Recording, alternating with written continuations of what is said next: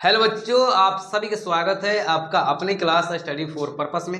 और आज की इस क्लास में हम लोग पढ़ने वाले हैं लोकतांत्रिक राजनीति शास्त्र का पार्ट 1, जिसका नाम लोकतंत्र में साझेदारी है। और आज के इस पार्ट से हम लोग प्रश्न 5 एवं 6 को हल करेंगे, जो आपके लिए और आपके बोर्ड परीक्षा के लिए काफी महत्वपूर्ण है। ठीक है ना, इसलिए आप लोग ध्यान से देखिएगा और समझने का प्रयास कीजिएगा। चलिए क्लास को स्टार्ट करते हैं हम लोग। चलिए, तो प्रश्न है, सामाजिक विभाजनों की राजनीति के परिणाम किन किन चीजों पर निर्भर करता है। ये आप लोगों का प्रश्न है। तो इस प्रश्न को बतलाने से पहले हम आपको बता दें कि सामाजिक विभाजन का मतलब क्या होता है, सामाजिक विभाजन कब होता है। ये सवाल आप लोगों को माइंड में चलता होगा, ठीक ना। देखिए, सामाजिक विभाजन मतलब होता है अलग अलग होना, एक दूसरे से अलग होना, बंटवारा करना या टूट जाना। जो रिश्ते बन रहे हैं टूट जाएगा, उसका क्या जाएगा, सामाजिक विभाजन का नाम ले लेंगे। ठीक है छोटो, चलिए। और सामाजिक विभाजन कब होता है?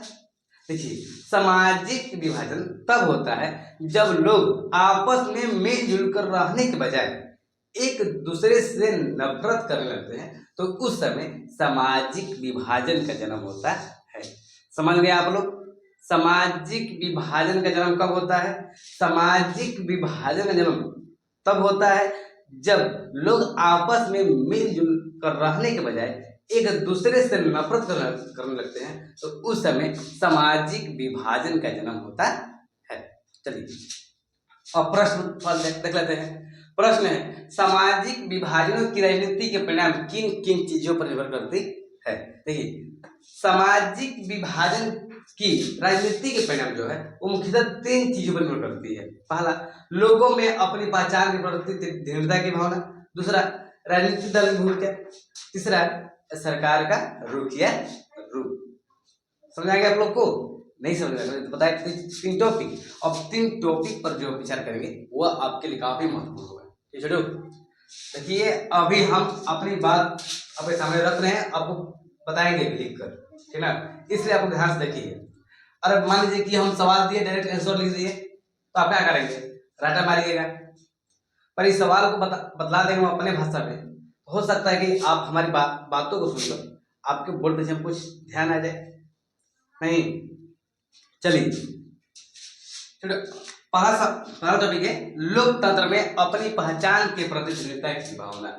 ठीक है, तो ये कैसे सामाजिक विभाजन भी अपनी पहचान में रूप ले लेता है। देखिए, मान लीजिए कि जब कोई समुदाय के कोई व्यक्ति अपने आप को विशिष्ट मानने लगे एवं श्रेष्ठ समझने लगे, तो उस व्यक्ति को किसी अन्य समुदाय के लोगों के साथ जो तालमेल है बैठाना थोड़ा कठिन हो जाएगा। मान लीजिए कि आपके गांव में कोई ऐसे व्यक्ति होंगे जो अपने आप को बड़का समझते होंगे, हम ये है वो है, हम इनसे क्यों बोले, तो वो किसी व्यक्ति के पास बैठकर बात भी नहीं कर सकते हैं। ठीक ना, तो उस समय क्या होती है कि दूसरे लोगों में ना एक दूसरे से नफरत करने लगता है। जैसे मान लीजिए कि हम आपसे पूछे कि आपका हाल चाल क्या है, तो आप हमें बताइएगा नहीं, तो हो सकता है कि हम समझ जाएंगे कि जो सामने वाला व्यक्ति है हमारी बातों को नजरअंदाज कर रहे हैं, तो वही बोले, हम ही नहीं बोलेंगे। हम लोग गाँव में सब चलता है, ये तो मैं ना बोलो ना बोलो नहीं, उसे कहते हैं। तो उस समय क्या होता है, सामाजिक विभाजन का रूप लेता है। पर वहीं किसी समुदाय के लोग अपने आप को साधारण रूप से राष्ट्रीय पहचान देते हुए भी उसका अपना गर्व से हिस्सा मानते हैं, तो ये समस्या है तालमेल बैठाना, ये उत्पन्न ही नहीं होगी। जैसे आप हमसे पूछे कि आपका हाल क्या है, आप कैसे हैं, आपने एकदम मस्त, अपना बताओ, तुम ठीक हो ना, तो कहेगा हाँ हम भी ठीक है। तो अब देखिए, इसमें सामाजिक विभाजन रूप ले रहा है, नहीं ले रहा है। क्या भाई, वो अपनी बातों को आपके सामने ऐसे प्रस्तुत कीजिए ताकि लगे कि वह आपका है। नहीं, आपको बता दें कि दुनिया में कोई भी किसी का होता नहीं है, ये लालच है। और आपके पास ऐसी कुछ चीज है तो लोग आपसे मिलजुल रहेंगे। बात समझ रहे हैं आप लोग ना? बिना लालच के कोई भी व्यक्ति आपसे बात नहीं करेगा, सिर्फ माँ बाप छुड़ाए, ठीक ना। तो माँ बाप भी एक लालच में रहते हैं कि हमारा बेटा बड़ा होकर हमें सेवा करेगा, ठीक ना। इसलिए जैसे हम लोग पौधे में पानी डालते हैं ताकि यह बड़े होकर हमको फल देगा, उसी प्रकार से माँ बाप भी हमें सहन करते हैं ताकि जब हम बूढ़े हुए तो बेटा हमको देखे, ठीक ना। इस वजह से दुनिया में कोई भी व्यक्ति आपके लालच के बिना आपके पास नहीं रहेगा, इसलिए आपके पास आप वो लालच लाइए जिससे व्यक्ति आपके पास रहे, ठीक ना। समझ में आ गया। लोगों में अपनी पहचान के प्रति दृढ़ता की भावना। अगर कोई व्यक्ति अपने आप को एक अलग समझने लगता है, तो अपने आप में घमंड लगता है, तो हो सकता है किसी अन्य व्यक्ति के साथ उनका बैठना उठना खाना पीना बातचीत करना थोड़ा कठिन हो सकता है। लेकिन वही व्यक्ति अपने आप को एक व्यापक रूप से साधारण राष्ट्रीय पहचान देते हुए उनका अपना हिस्सा मानते हो, तो जो ये समस्या है खाना पीना बैठना उठना ये उत्पन्न ही नहीं होगी। भरोसा है कि आप लोग समझ गए कि लोगों में अपनी पहचान पर दृढ़ता की भावना कैसे होती है। कब सामाजिक विभाजन जन्म होता है और कब सामाजिक विभाजन जन्म नहीं होता है, ठीक ना। चलिए अब हम अगले समझते हैं, राजनीतिक दल की भूमिका क्या होती है सामाजिक विभाजन में, ठीक ना। चलिए ये छोटे प्रश्न आप लोग का है। राजनीतिक दल की भूमिका क्या होती है सामाजिक विभाजन में। मान लीजिए कि किसी समुदाय अपनी विशेष मांग को राजनीतिक दल के सामने रखी। समुदाय मतलब क्या होता है, मतलब लोगों का समूह होता है। मान लीजिए समुदाय दो भाग बटा होता है, जब बताएंगे दो भाग बटा होता है समझ जाएंगे। देखिए दो भाग बटा होता है, एक ग्रामीण समुदाय एक नगरीय समुदाय। क्लियर। देखिए जब कोई समुदाय अपनी विशेष मांगों को राजनीतिक दल के सामने रखती है, तो उस समय राजनीतिक दल कैसे लेती है उनकी बातों को, उसका निपटारा किस तरह करती है, ये आप लोगों को समझना पड़ेगा। तो सबसे पहले राजनीतिक दल उनकी मांगों को यह देखती है क्या यह संविधान के नियमों के अंतर्गत है। मान लीजिए कि कोई समुदाय के लोग अपनी मांगों को लेकर राजनीतिक दल सामने रखी, तो राजनीतिक दल मतलब होता क्या है। देखिए राजनीतिक दल सरकार के इशारों पर कार्य करती है, ठीक है, थोड़ा सा कार्य करती है सरकार के इशारों पर। जैसे चुनाव आया है तो इनमें अपना उम्मीदवार खड़े करते हैं कौन, राजनीतिक दल। लोगों की बात सुनते कौन, राजनीतिक दल। क्लियर, समझ आएगा आप लोग को। चलिए अब देखिए संविधान तो सबसे पहले देखती है एक मिनट, सबसे पहले राजनीतिक दल यह देखती है क्या उनकी मांग संविधान के नियमों के अंतर्गत है या नहीं, और है तो सही है। और दूसरा यह देखती है किसी दूसरे समुदाय का नुकसान तो नहीं पहुंच रहा है। नुकसान अगर किसी समुदाय थोड़ा सा पानी, मान लीजिए कि किसी समुदाय आप मान लीजिए कोई समुदाय अपने विशेष मांग को रखे, तो राजनीति तो सबसे पहले क्या देखती है, सबसे पहले यह देखती है कि क्या यह संविधान के नियमों के अंतर्गत है। दूसरा यह देखती है क्या इनकी मांगों से किसी दूसरे समुदायों के नुकसान तो नहीं पहुंच रहा है।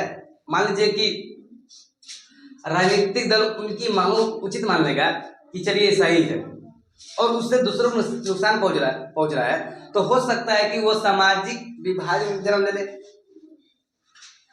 तो सामाजिक विभाजन का जन्म न लेने के लिए वो क्या करेगी, राजेंद्र दो बातों पर चर्चा करेगी। पहला, क्या उस संविधान के नियमों के अंतर्गत है।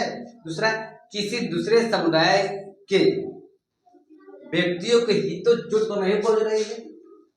क्लियर। तो इस प्रकार से राजनीतिक दल भी अपनी भूमिका सामाजिक विभाजन में रखती है। जैसे मान लीजिए कि आप हमसे कोई बात रखें, भैया वो हमको मार दिया है, हम आपकी बातों ना समझेंगे ना सोचेंगे, हम भी जाकर झगड़ कर देंगे, तो सामाजिक विभाजन होगा ही। पर वही हम आपकी बातों को समझेंगे, किससे गलती है किससे गलती नहीं है, उन पर विचार करेंगे, उनको बातों से मतलब शांत करने का प्रयास करेंगे, तो हो सकता है सामाजिक विभाजन ग्रुप न ले। तो यही बात है राजनीतिक दल में। क्लियर। अब बताइए सरकार का रुख क्या है। ठीक है, सरकार का रुख या रुख क्या है सामाजिक विभाजन में।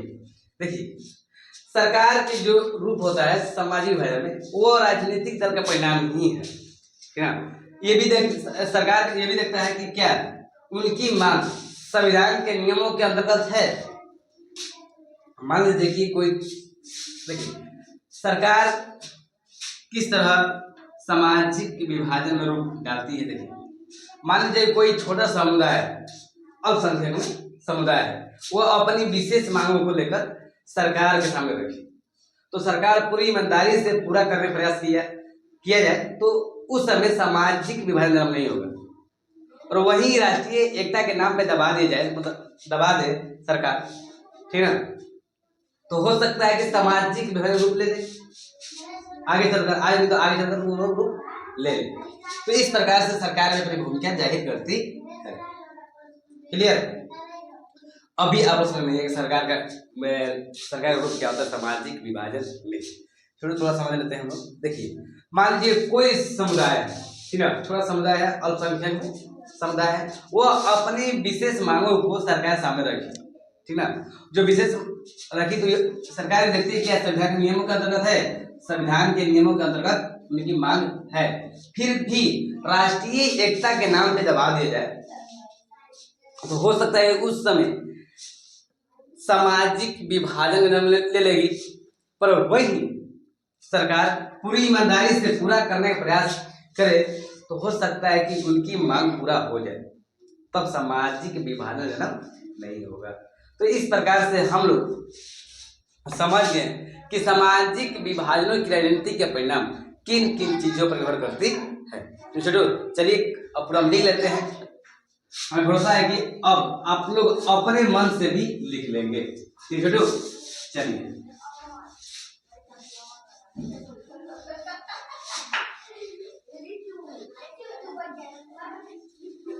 छोटू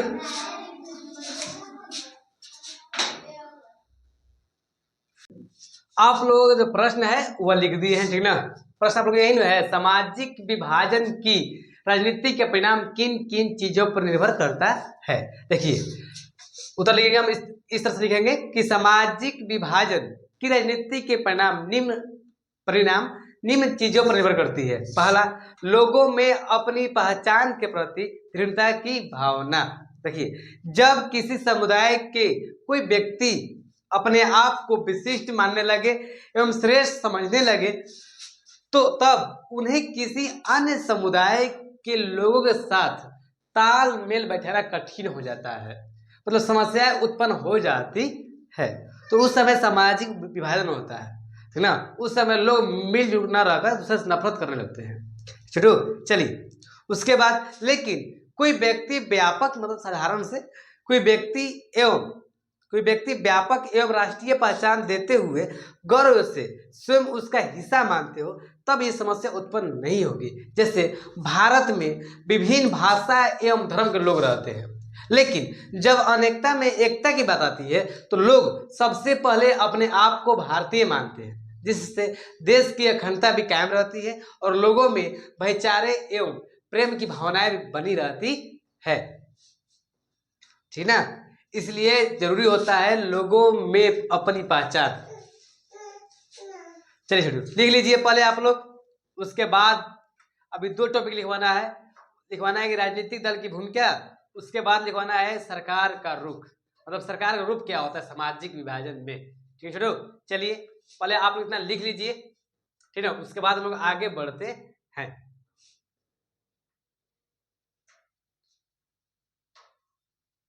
आपको हम बता दें कि आपके बोर्ड परीक्षा में यह सवाल आपके लिए काफी महत्वपूर्ण है, इसलिए वीडियो को शुरू में 10 से 11 मिनट आपको समझाए हुए हैं, ठीक ना।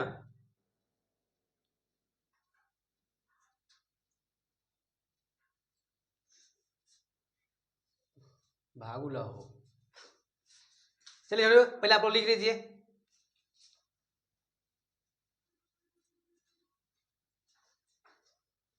कैसे मैं बता दूं ये बीते हुए कल, कुछ लम्हा सताए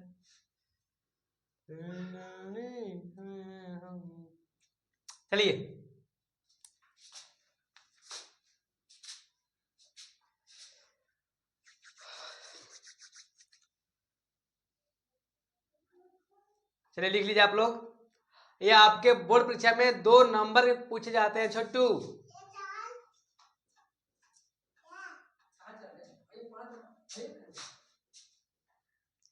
चलिए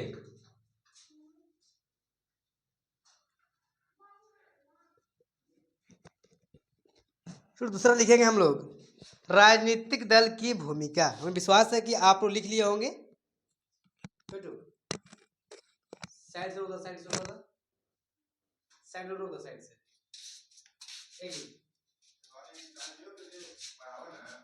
और सामने क्लास लाइट, सामने क्लास लाइट लोग पता नहीं।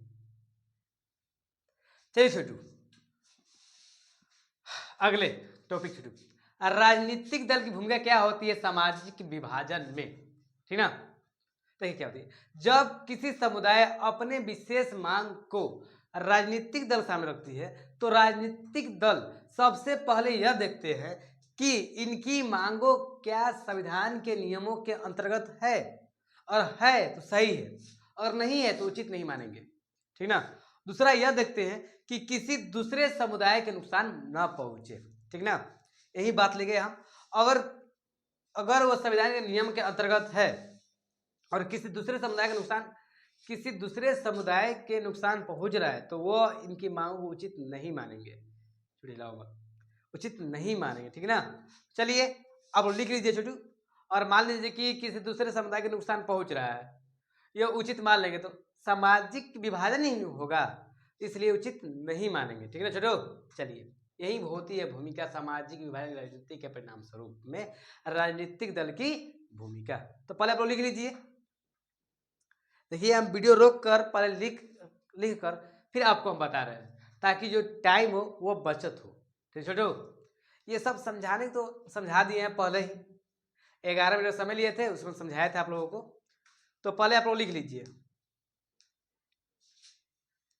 छोटू, इसको याद तो नहीं करना है पर इसको अच्छे तरह समझ लेंगे ना तो आप अपने मन से बोर्ड परीक्षा में लिख सकते हैं।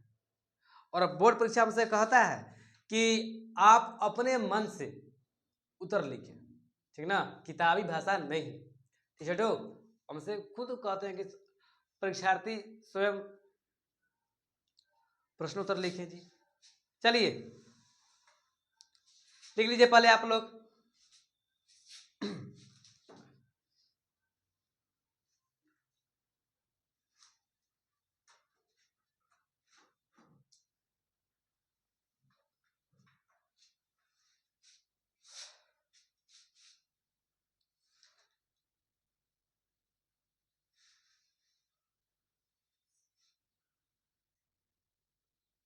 चलिए छोटू पहले आप लिख लीजिए।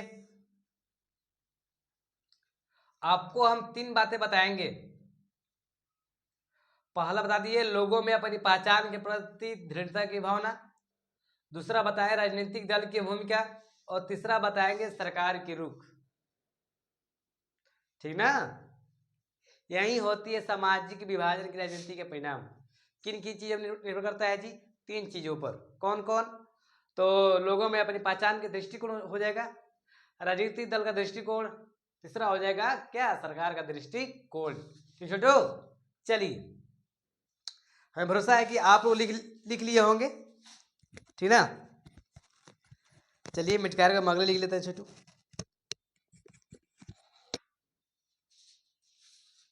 चलिए अब लिखेंगे सरकार का रुख।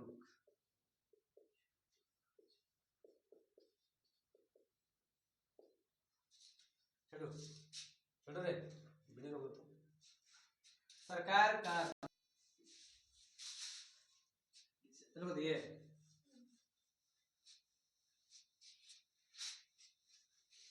तीसरा पॉइंट पढ़ना है हम लोग का सरकार का रुख, सरकार रुख क्या होती है सामाजिक विभाजन में। देखिए जब कोई समुदाय अपनी मांगों को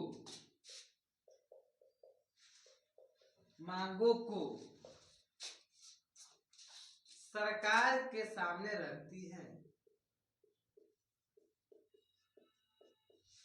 सामने रखते हैं जो संविधान के नियमों के अंतर्गत आए, जो संविधान के नियमों के अंतर्गत भी आते हो, अंतर्गत आते हो तब सरकार पूरी ईमानदारी से तब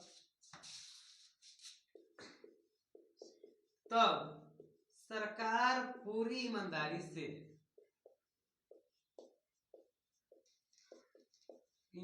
से पूरा करने का प्रयास किया जाए, पूरा करने का प्रयास करे,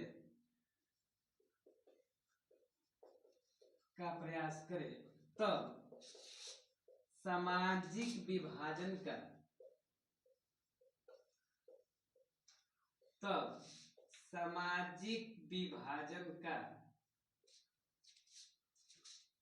जन्म नहीं होता है, तब सामाजिक विभाजन का जन्म नहीं होता है। लेकिन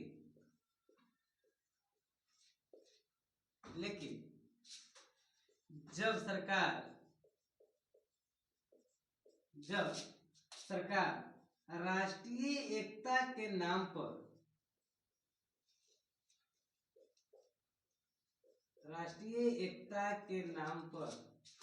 दबाने का प्रयास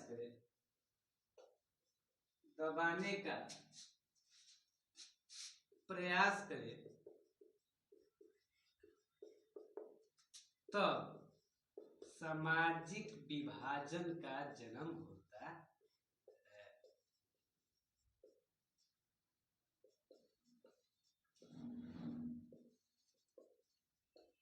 अगर आप लोग इतना लिख देंगे ना तो हम आप लोगों से वादा करते हैं कि आप लोगों का नंबर कोई नहीं काटेगा, है ना।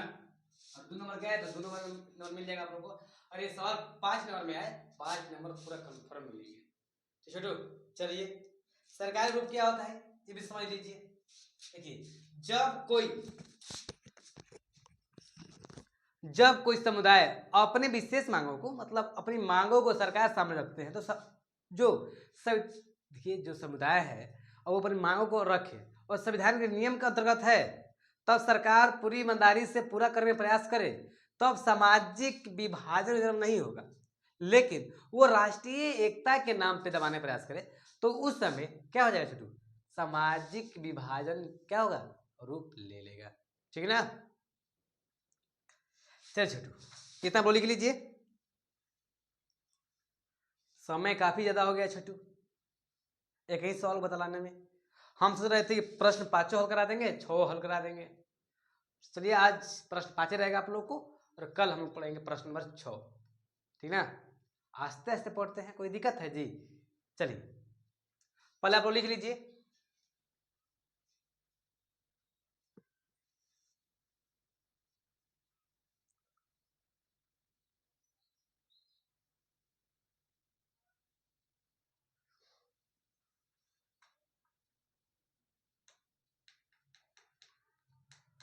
राष्ट्रीय एकता के नाम पर सरकार जब दबाएगी तो आगे चलकर दुष्परिणाम नहीं आएंगे जी, सामाजिक विभाजन नहीं होगा।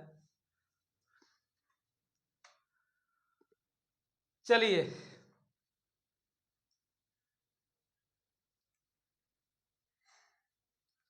पहले आप लोग उतार लीजिए छोटू।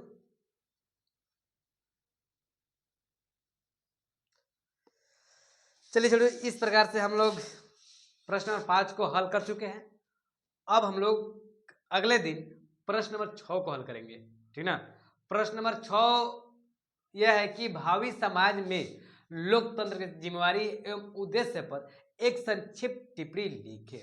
यही आप लोगों का प्रश्न नंबर 6 है। ठीक ना, जो हम लोग अगले दिन करेंगे। चलिए इतना के लिए धन्यवाद, बाय।